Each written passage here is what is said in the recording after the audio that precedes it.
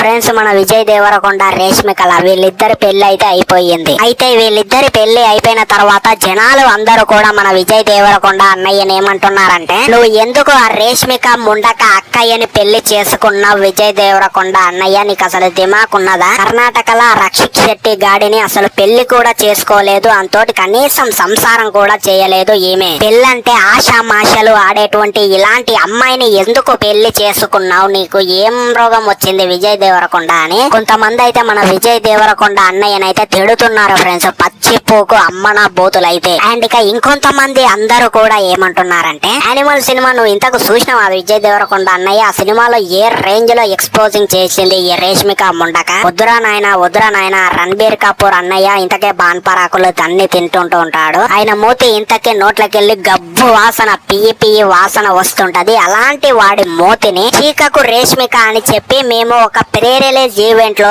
ఈమెకి ఒకసారి సజెషన్లు ఇచ్చాము, కానీ అది ఏది కూడా ఈమె పట్టించుకోకుండా మాకు ఇండైరెక్ట్ గా ఈ విధంగా చీక్త నా ఇష్టం అని చెప్పకుండా ఆమె మనసులో ఈ విధంగా ఆమె అనుకుంది, అసలు మీరేందరా నా చెప్పేది అనేటువంటి విధంగా అనుకోని యానిమల్ సినిమాలో ఆ రణబీర్ కపూర్ గాడి మూతిని 8-9 సార్లు ఆ మూతిని అయితే గప్ప చీకింది అన్నయ్య విజయ్ దేవరకొండ అన్నయ్య. నీతోటన్నా అన్ని సార్లన్నా మూతిని చీకిందో లేదో, నీ మూతినన్నా లేదో, కానీ అన్ని సార్లు అంతోటి ఆ మూతిని చీకడం అవసరమా? అది కూడా ఫ్లైట్ లో ఆ బెడ్ సీన్లు అవసరమా? ఆ విధంగా వద్దన్నయ్య విజయ్ దేవరకొండ అన్నయ్య, నీతోటి ఈ రేష్మిక ముండక అక్కయ్య సంసారం చెయ్యది, వద్దు విడాకులు తీసుకోండి అని చెప్పి జనాలైతే బయట చాలా మంది అయితే అంటున్నారు ఫ్రెండ్స్. సో ఫైనల్ గా నా ఒపీనియన్ కూడా జనాల ఒపీనియన్ ఫ్రెండ్స్. మరి మీరు ఈ వీడియో చూస్తున్నారు కదా, మీ ఒపీనియన్ ఏంటి? వీళ్ళిద్దరు కలిసి ఉంటే బాగుంటుందా, లేకపోతే విడాకులు తీసుకుంటే ఇంకా బాగుంటుందా అనేటువంటిది డెఫినెట్లీ కింద కామెంట్ సెక్షన్ లో చెప్పండి. అలాగే మన ఛానల్ ని సబ్స్క్రైబ్ చేయండి. ఇలాంటి జెన్యూన్ కంటెంట్ వీడియోలు మన ఛానల్లో బోలెడన్ని వస్తుంటాయి. సో మరి ఉంటా, అప్పటి వరకు సైనింగ్ ఆఫ్, బై.